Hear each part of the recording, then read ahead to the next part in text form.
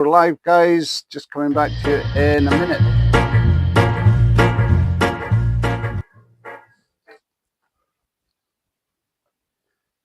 Actually, way less than a minute. You're with me, Robert Ellen, here on iMtv, in the company of someone I've been aware of your work, Andrew, for so long, and we've worked together nefariously, is that the word? Anyway, over vicariously. Yeah. Might have been nefariously, yeah. But where did that come from?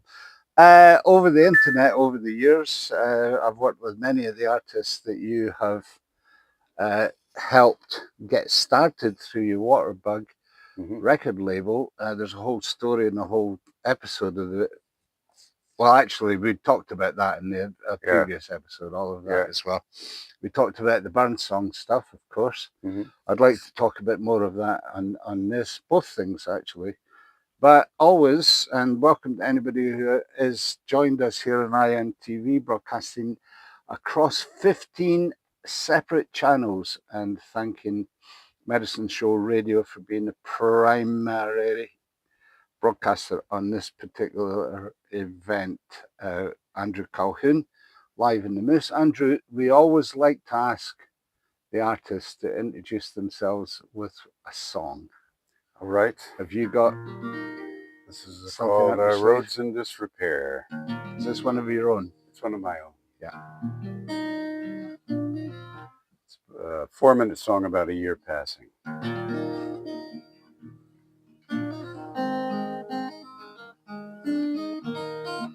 Spring has come again, and the men are upholding their manhood, and the dogs are going to the dogs. We haven't spoken in a month. The neighborhood is changing a little. Some roads are in disrepair. Spring has come again. Marcia goes on saying she can't go on. Tyler's tending bar. Hugh and Cindy are getting a divorce and another car. We haven't spoken in 7 weeks. We haven't gotten that little dinner thing going. Summer's coming in. Tulips gone already. Pretty Betty, kiss me like you've done before. Pick that bean, bang that door with a broken screen. Bang that door with a broken screen. Summer's hot and summer's humming. Look out now, your new friend's coming. Tan and sandy, man and woman. It's time to break and make amends. Make it while the summer ends. Autumn is a friendly time. Sweaters, almonds, apple wine, old people praying in the park, children playing after dark, teacher going back to work. Some roads are in disrepair.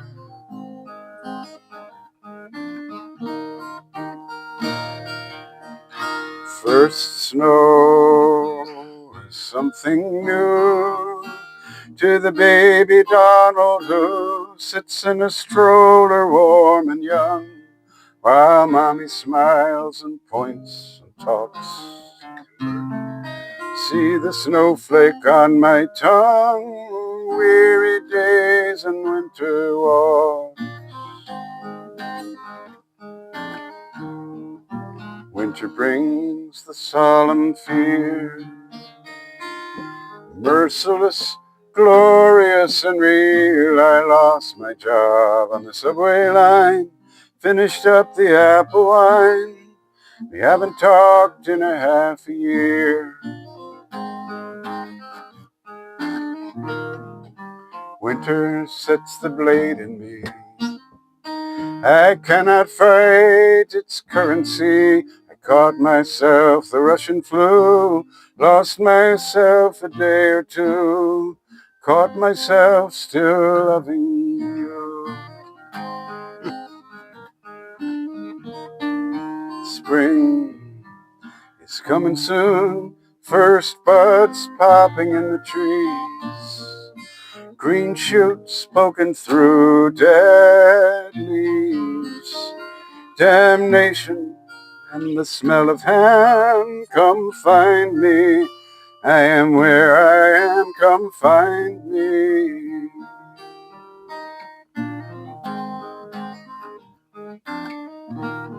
And when I called her, she was home. Said she was fine, but not alone. And I said, I am glad for you. I was proud and lonesome too, and spring has come again. And the men are upholding their manhood, and the dogs are going to the dogs. We haven't spoken in a month, the neighborhood is changing a little. Some roads are in disrepair.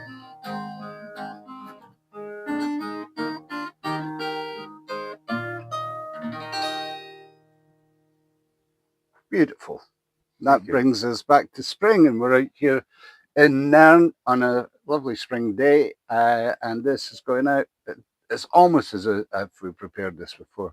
This is going out in our spring songwriter season here on iMtv, and I don't think I could ask for any, and the universe delivered you, of course, Andrew. I couldn't have asked for anybody more active in the craft and the support of songwriting than yourself, and all these years as a supporter of music and musicians, and a folk music geek. I'm a folk music geek. Are you a folk music geek? Yeah. I just had I met this fellow Jack Harris from Wales at the Curville Folk Festival. I've met Jack as well, and I met him 21 years ago. I need to get Jack 2005, and yeah, I mean Dylan Thomas with a guitar. He's an incredible writer. Yeah, and we've communicated sporadically over the years. But he came up to Inverness, and we had a couple days together. I'm sorry, and we could not stop talking. We could not stop talking. We had so much in common. It's just a joy. Well, we've been like that for the last couple of days in the Moose. Yeah, swapping stories, so many stories of your life. So you would have just signed Jack on the spot, wouldn't you, when the record label was going? Well, he didn't have a record ready to put out, at the time. Yeah. We put him on a sampler. We put "Girl with a Hay Rake." Do you know the song? No, but I think I know now where our connection came, and and Jack was involved with that because you put an album out for AJ Roach, right? And I think you sent me that album when I was doing the radio. Okay. And I just every now and again you get something come through that you go, that's it. Yeah. That's the reason why I do this. That was our Waterbug sampler number 10. That one came out really well. Yeah. Jack was on there. Yeah, that one really. And the reason that I've mentioned that is because AJ came round, did some dates with a good friend Nels Andrews. And they had this young whippersnapper with a ginger mop. Yep. From Wales with them, giant. who was 15, 16 years old. Yeah. And he blew the roof off of it. Yeah. At that He's time. all over American blues and yeah. I need to reconnect. I'm sorry to have missed you in Inverness, but as is my excuse at the moment, and is the truth, I'm still waiting to see if I can get the head fixed on this thing to get back mobile again. Back on the road again. So we need to get this mobile, and this is an aid of that as well. There's a link on your page that you can help out, and all money that's brought in from here on into hopefully Back on the Road by Belladrum will be very helpful in getting us going again after Belladrum. I'm kind of consigned to the fact that we won't get it moving at least until Velodrome. And that is July, August. I've already booked you for next year, eh? You said the I'm Velodrome. hoping I'll be so. here. I'll be here. I'm hoping so. Get Jack up from London, and That's what we'll do. We'll do a poet set. That's what we'll do. We'll find a space, probably in the Verb tent for that. Great. Anyway, great. And you can talk about your book, because I'm not that I'm putting you under any, not giving you a deadline or anything for that, because it's undeadlineable, isn't it? I'm working as fast as I can. I know. How long long for Robert Burns songbook? But I 11 years. I could have a selection, a print selection of songs people would want to sing. I've been working on this Burns material for 11 years, and his song legacy, as great as it is, and as beautifully as it's been kept alive. Yeah. A lot of the tunes he wrote to were corrupted by his first publishers. Yeah. And they're better. And they haven't been corrected in 235 years. They keep building statues and monuments, but they haven't published his songs correctly. And also his early drafts tend to be better lyrically than the ones he fixed up to be published. Yeah. So, yeah. But I have a YouTube channel, and I have a playlist of songs of Robert Burns. I've got 180 songs up. I'll put that link. Yeah, Andrew Calhoun songs. I need subscribers and people to share. Okay, but so anything you're looking for by Burns is up there. It's right on your page right now. And thanks for joining us, guys. Hope you're enjoying this. If you are, please do share it on your social medias. This has been shared on 5 social media outlets, 15 at the moment. Now, on the page you're viewing, you'll see andrewcalhoun.com, and you can get through to the just go straight to YouTube and search Andrew Calhoun, Robert Burns. You'll find me. Yeah, please subscribe. Yeah, I mean, familiar songs. There are better lyrical versions of "A Man's a Man for All That." Yeah. Scots Wahey, which is actually called Robert Bruce's March to Bannockburn. So many songs. Flow Gently, Sweet Afton has a better lyric and a better tune. How many songs have you found now that you've? Well, I'm working with about back to the I'm working with 420 songs. Some of them were not many people even know that Rabbie Burns wrote that. Some of them were just collected. So that's probably maybe 410 that he either wrote or revised. Yeah. There's this whole spectrum. Sometimes he added 2 lines, sometimes he wrote the whole thing. Yeah. And I'm making that clear because a lot of times here's a Burns song, and he wrote 1 line of it. He wouldn't want to be credited, Yeah. Collected a song and fixed up a line. It's not a Burns song, but many of his body songs have not been attributed to him, and that's another story. It's body. It's body as in your body. Yeah. That is body. Yeah, also, I wonder if that comes from that word. And as far as being kind of sexually explicit. Explicit, yeah. Explicit. And they're funny. Some of these songs are funny as well. Yeah, some of them are hilarious. Yeah. A couple of them are better left in the past, I'll tell you.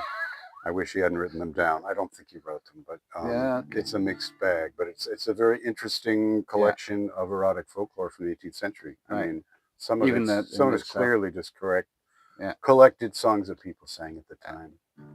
So that's what finds you here in Scotland, isn't it? I have come. You have come. I've come. This is a quixotic trip. I mean, Well, there were 2 libraries I needed to get into to copy things. I couldn't get scans from America for different reasons. So that was it. And I met with a publisher who's interested in an essay I'm doing. Yeah. I found there's a collection of his erotic songs called The Merry Muses of Caledonia, published 3 years after he died. And there was a second collection published 7 years later, which has largely been overlooked, called The Giblet Pie. And it's a real find. So I'm writing an article about that for Rhymer Books in spring. So I met with him, and I'm going to meet with him again in Glasgow. And I'm really here to scout for young singers, particularly, who really want to model these corrected versions of the songs. Yeah. And some of them, I think people had more vocal range in the 18th century when they worked in the fields all day. Yeah. A lot of octave and a sixth. Some of them were 2 octaves, which are, yeah. I mean, I can hit the notes, but it doesn't sound good. So we need a singer with a good ear and a good range and that energy. Okay, before we move on, I'm going to get you to sing one of those songs for us, if that is possible. One of those original Burns songs that some people might recognize. Well, I could do that. Right. I've got 2 questions before we do that. You talk about the publishing of Burns songs 3 years after his death. Yeah. Who was the publisher of those? We don't know exactly. You don't? This was, it was clearly disguised to protect his reputation. He guarded his so-called collection. He would write to his friends, "Come and see my collection." Okay. It was and the Merry Music of Caledonia was not his title. Yeah. And it was published, it was called For the Select Use of the Calhoun Fencibles, which was a social club. They were in defense of, Collins cattle from the Gaelic. I mean, it was a drinking club of wits and, literary people in Edinburgh that Burns joined in 1787. Yeah. But he was only in Edinburgh for about a year and a half after that. And I mean, he stayed in touch with these people. But they said it was published for the use of the Calhoun Fencibles. Yeah. And they didn't have his name on it. Selected for use. Okay. So it sounds like it was the club's collection. Okay. But there are enough manuscripts of things in there to corroborate that it was Burns's collection. And it may have been printed, 600 copies were printed. It may have been done as a benefit to raise money for his family. Yeah. Because he died of porphyria. Yeah, I mean, his friends got together, and his family was okay, but when he was dying, he didn't know that his family would be okay. Okay. So it's really hard read. So he died at 37. The question that follows up from that: 3 years after his death, he wouldn't have a chance to see those published stuff. So how do you know that those are original and that actual? Because this is the crux of the matter, isn't it? That actual editor didn't swap names. There's various editions of it, but the first one has been published in facsimile. Only 2 copies survived the Victorian era. Okay. And there was a fellow who had manuscripts of a lot of that material. Yeah. And after transcribing some of them for one of Burns's editors, William Scott Douglas, in the early 1870s, Douglas pushed him to look at them.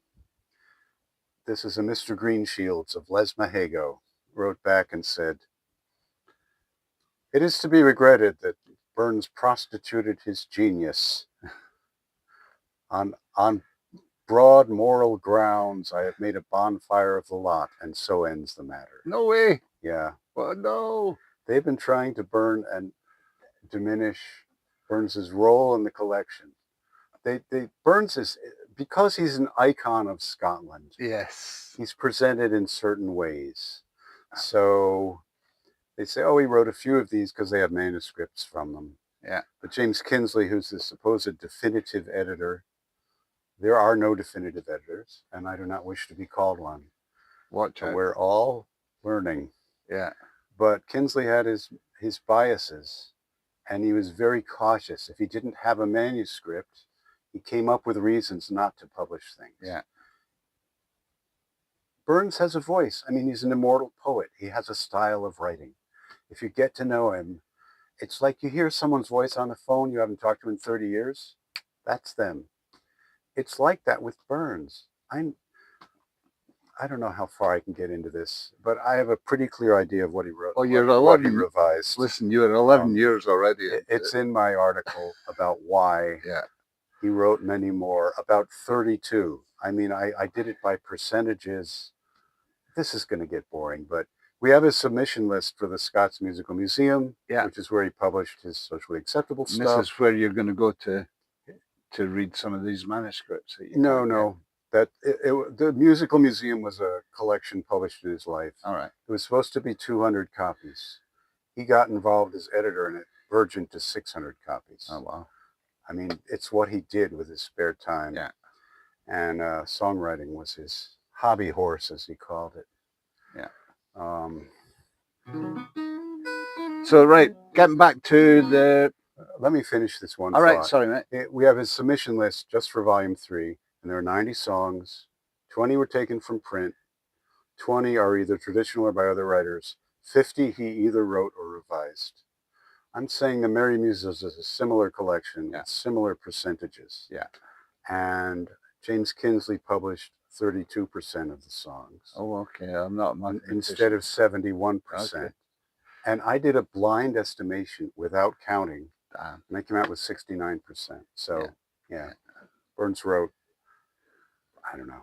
I don't have time to sing them. But you have got a fair percentage of those already on your YouTube channel. Starting. Andrew E's Cuddy Gun is up there. Yeah. Moorland Meg. Yeah. A beautiful version of Anna from the Giblet Pie, which he called the best love song I ever composed. It's stunningly beautiful piece of writing. He wrote beautiful love songs.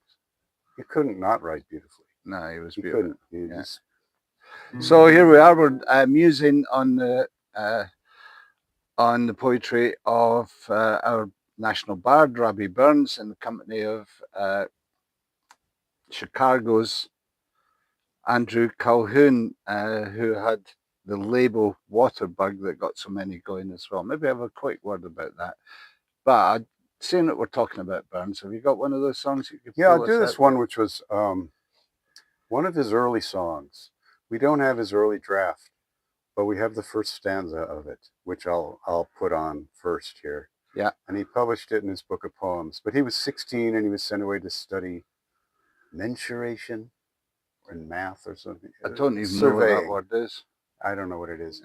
Anyway, basically math. Served him later when he got a job as a tax assessor. But, he was there for 3 weeks and he was doing fine with his sines and cosines until his attention was distracted by Peggy Thompson. And he wrote Sex rears its ugly head. Yeah. He actually stole a couple of phrases from a poem called Windsor Forest by Alexander Pope in here, including slaughtering guns. Maybe that's from another Pope poem, but, haunts the lowly dells and stuff. Yeah. But this is a beautiful song, and it was revived by the great Dick Gaughan. But the tune Burns wrote it to has never been printed with the words. And I'm going to sing you the tune Burns wrote it to. Okay. Here's, and I can't call it Westland Winds because the early draft was now Breezy Winds. And he called it Hearst or Harvest. That Dick Gaughan version of the Westland Winds is... It's about as well as a human being can do with a song. Yeah. I mean, it's just mind-blowingly beautiful. Yeah. Yeah. I wish he'd done more Burns. He's got it. He's got the beauty and the deep working class fury of Burns. Gaughan. Yeah. He does Scots Wahey on YouTube, and he does a beautiful Afton Water. Yeah. Man, it's profound. He's sitting in a cold room, and it's, the steam is coming out of his mouth.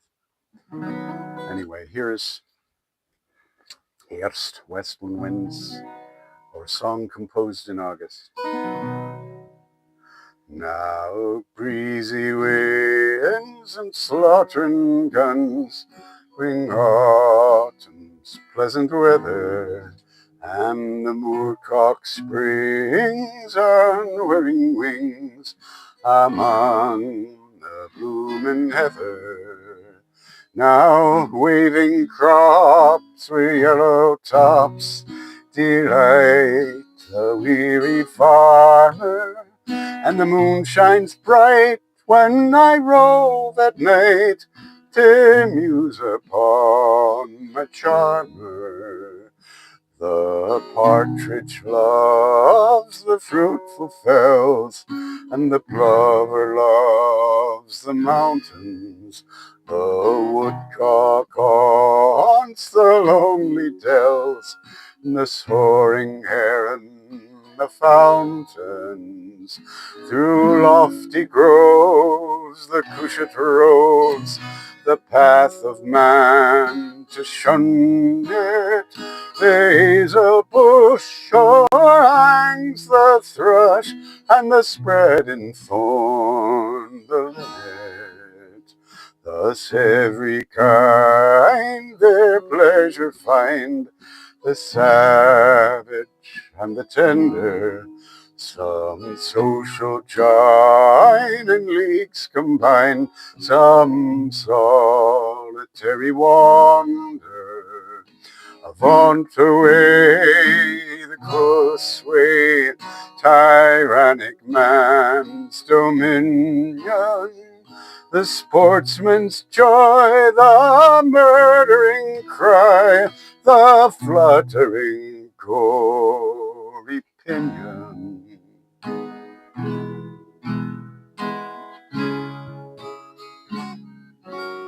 But at Peggy dear, the evening's clear, thick flies the skimming swallow. The sky is blue, the fields in view, all fading green and yellow. Then let us stray our gladsome way, and view the charms of nature, the rustling corn, the fruited thorn, and every happy creature. We'll gently walk and sweetly talk till the silent moon shine clearly. I'll grasp thy waist and fondly pressed swear how I love thee dearly. Not vernal showers to budding flowers, not autumn to the farmer, so dear can't be as thou to me, my fair, my lovely charmer.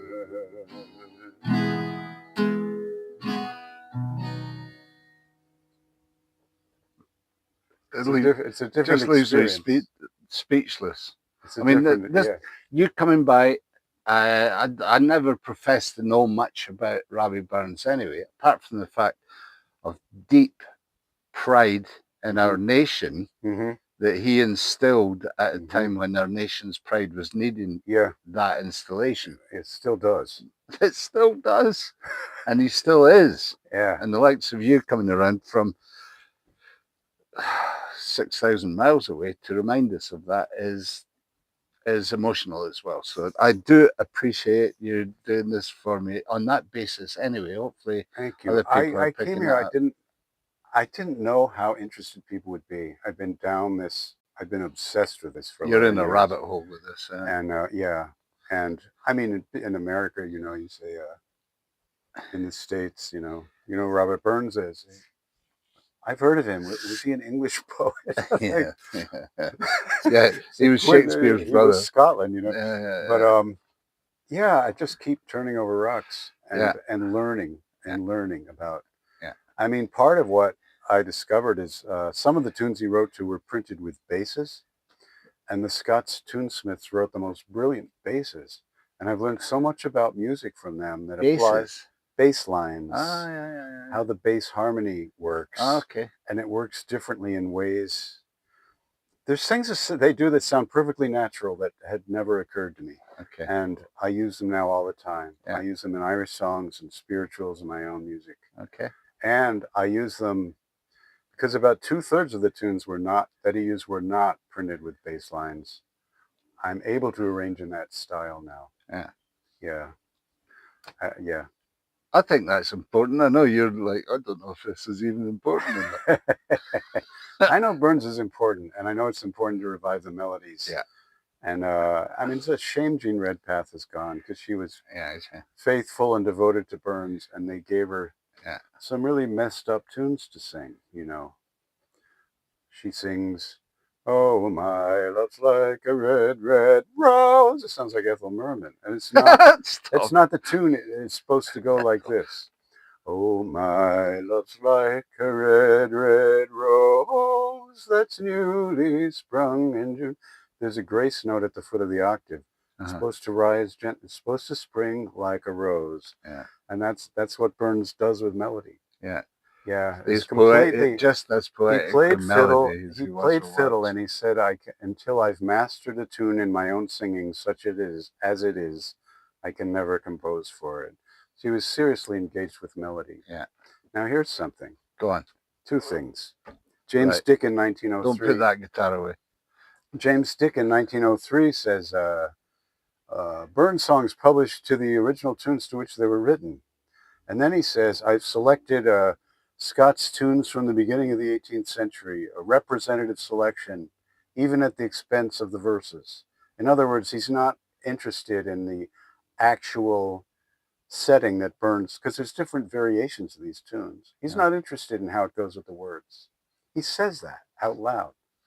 And then James Kinsley in 1968 says, well, when he doesn't indicate the source, I have two principles. One is melodic simplicity, and the other is, how well it goes with the words, which is fine.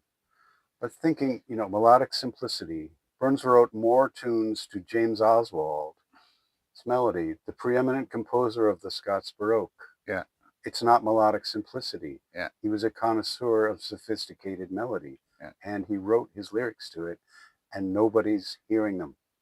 They're better than you have ever imagined. Yeah. Yeah. Well, we heard one just now. Thank you. You're welcome. So if anybody's viewing here, and thanks for being with us, guys. We're with Andrew Calhoun. Check him out. His webpage is on your screen just now. And if you've an interest in Burns, and who wouldn't? And I will send you scores if you're interested. You'll help email out me. with all that. I'll share. Yeah. And good luck with your quest to find the voice of Renaissance Burns. Is that the word for it? Well, there should be a Renaissance. Yeah, I think there is actually something happening now, eh? Yeah. With regards to this. I mean, well, there's a new generation of singers, and I mean, the Scots folk scene is serious. And, and there's always great singers, you know. I mean, there are great Burns singers around. Jim Malcolm is one. Yes. Forward. And Jim's a good friend. Nick West did a great job. I mean, there's Ian Bruce. Yeah. But I think the younger generation, somebody starting out could just blow people's minds with these correct versions and make a career. Get on board if you've know anybody of that sort, or you let me know. Or you want to know more about Burns, just get in touch with Andrew Calhoun. So, and we talked about Waterbug Records. You miss it, the Hardly Burley of the music industry. I had to close because I really got roped into caregiving for family for many years, and I wasn't on the street. I wasn't finding people. Yeah. I mean, you need to show. Oh, that's right. No, you need to show up. A lot of songwriters aren't. You just need to show up and find them at Kerrville or Focal Ants, and they don't send you their demos. You get the Simon Gray demos. And I was doing Burns. I can't really do everything, No, that's and really the CDs distribution sales had died. Yeah, people buy them from the stage. I play a farmer's market. I can sell them, but they don't mail order either. So it was time, and the only smart thing I did in my life was closing Waterbug about 3 months before the pandemic hit. Yeah, that's good timing. Yeah. I'm glad I did it. I'm glad I helped people get started who really deserved a break, and so am I. A sense of community. I mean, most of the stuff I played, I played everything you sent me on the radio when I had the radio show, because I knew it was selected with a connoisseur's ear for the song. You could tell that you were a songwriter by the stuff that you were sending through. Yeah. And maybe I should have played you more than, but you would keep sending these geniuses, and not that you're not a genius, but you're certainly touching. I put out my own stuff too. It was always. So I was always. I actually lived on my gigs the whole time. Yeah, the company never really made any money. Maybe I pay myself a couple of $100 a month. Yeah. But I was living on my gigs. And I loved it. I loved. And what you established the principle, which is now the industry norm. In my opinion, the community record label, you set up a base that was respected within the community as a label, but it grew organically through the artists who you not allowed their publishing, but they kept their publishing, they kept everything that was going on. Well, it was an artist cooperative. I mean, people were putting out their own CDs. Yeah. But, you know, I picked people who I thought were great, and we were able to get national distribution because we had a flow of product is what they looked for. That's what they looked for, yeah. And we got great respect from the folk DJs. So it was worth a pricey radio promotion just to be on Waterbug, because they would open the package and play it because they knew it would be good. Yeah. And the artists themselves contributed more than their music, didn't they, to everybody on the label? We made these samplers cheap, you know. Yeah. And the artists would all kick in to make them. There'd be 20 songs from 20 different artists. Yeah. That was before the internet. There was an 800 number. Yeah. And they'd all sell them at the gigs for $5. Yeah. So they made their money back to make it. Yeah. And it was advertising that paid for itself. But it was a group of artists cooperating to help each other get heard. So cooperation beats competition was the idea. Agreed. Yeah. That's I should have that at the bottom of your screen. But I don't know if that's I made that up or if it's in use somewhere, but it beats competition. Yeah. That's how people are supposed to be living. I agree. Yeah. It's the if somebody says, "What's your politics?" I say, "I'm a communityist." They get a bit worried about the first part of it, and then why are people so frightened of ideas, you know? Well, they get frightened every day. They just have to turn on the radio and turn on the radio. I mean, the things and legitimately be frightened about. Fear's the norm. That's what we're. Well, it sells. Yeah. Yeah. Keeps you turning the news back on. That's what. It's like a horror movie. Yeah, it is.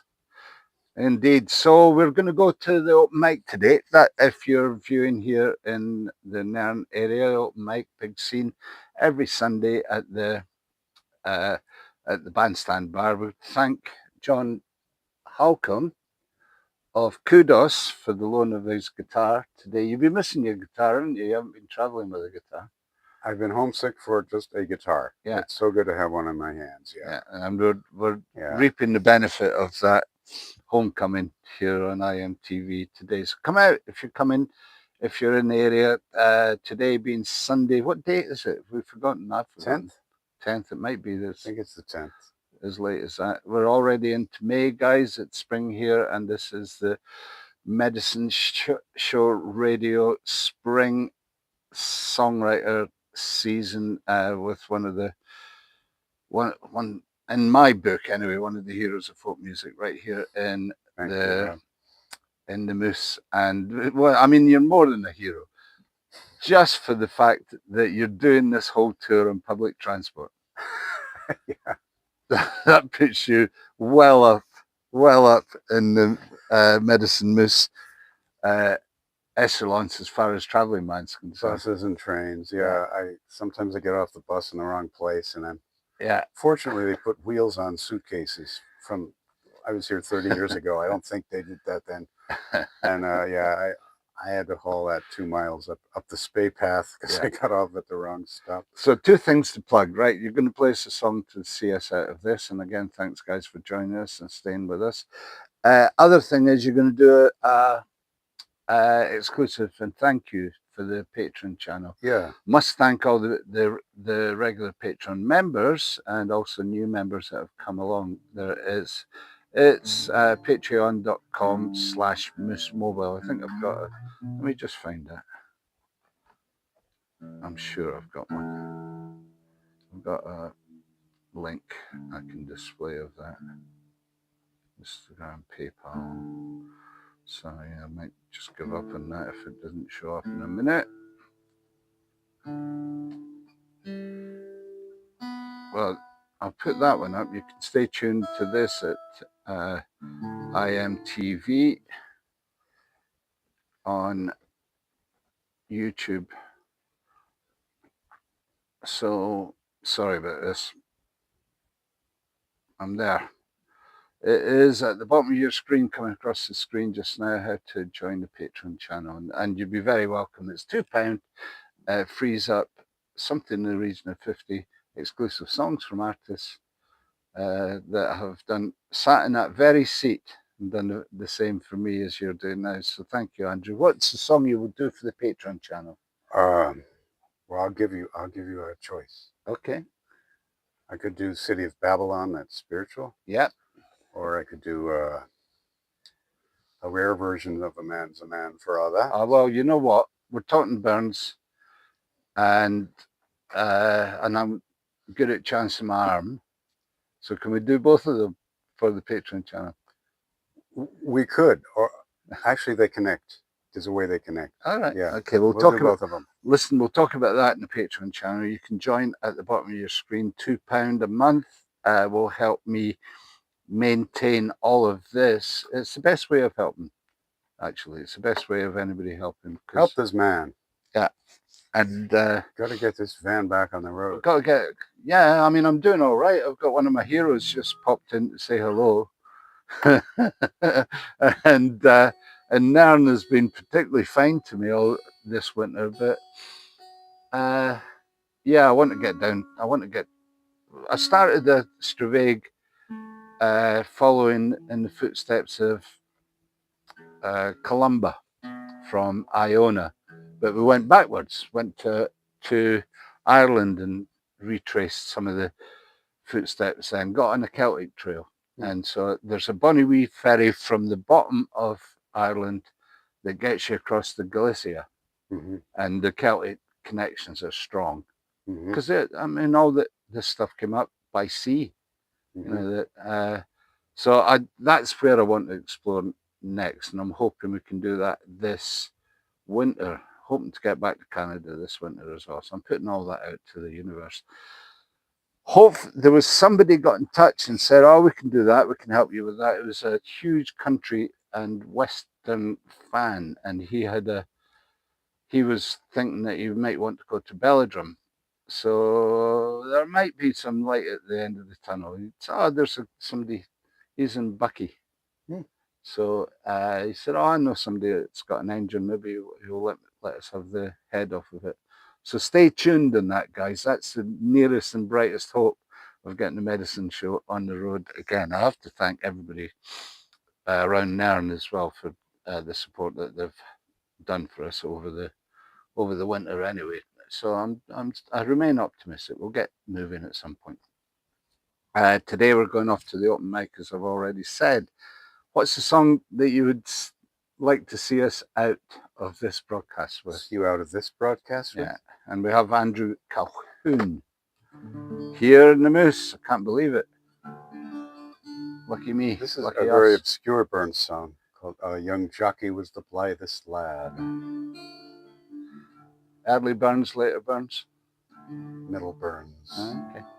Young jockey was the blithest lad in a rood to nor either one. For blithe we sold at the God, full lightly danced he in the hall. He rose nine, say bonny blue. He rose my waist, say dainty small. And I might come to my mood when a near about it or so. My jockey toils upon the plain, through wind and wheat, through frost and snow. and northerly air look fu fain when jockeys housing word call, and aye the next comes round again, when in his arms he takes me off, and I vows he'll be mine, as long as he has a breath to draw. Beautiful. Yeah. He does so well with a feminine point of view. We were talking about that already, yeah. He's a charmer, let's face it. Yeah, he was charming the girls as much as he was charming the men. He was beyond charming, yes. So this has been part of our Spring Songwriters season. I do appreciate all the artists that have contributed to that, particularly yourself, Andrew. Thanks for doing that. Pleasure. And here is the information on the GoFundMe page for Terrell. Rehoose the Moose. We've kind of refined our parameters, and I just want to get ahead. The physical head for the Moose and replace that. But the hope is that can happen through the GoFundMe page, and anybody who has responded to that, I do really appreciate it. Thanks for joining us, guys. Going to play out with the theme music, which I have to just set up because I haven't done that as yet.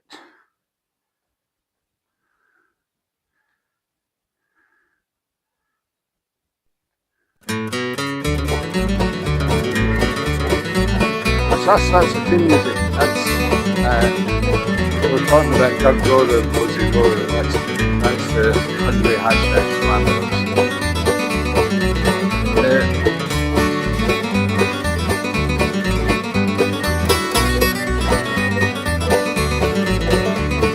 That's right, flat dick. But It's just not in me. you got that finger style going on there. Yeah. And that's reminiscent of Bert Jansen, some very English players like John Render and all that as well. Well, like the one I just played, that's straight. That's William McKeown's bass line and chords. That's strictly out of his composition. Yeah, those things I've never done. So that's going to be a jumbled noise, unfortunately, because I'm not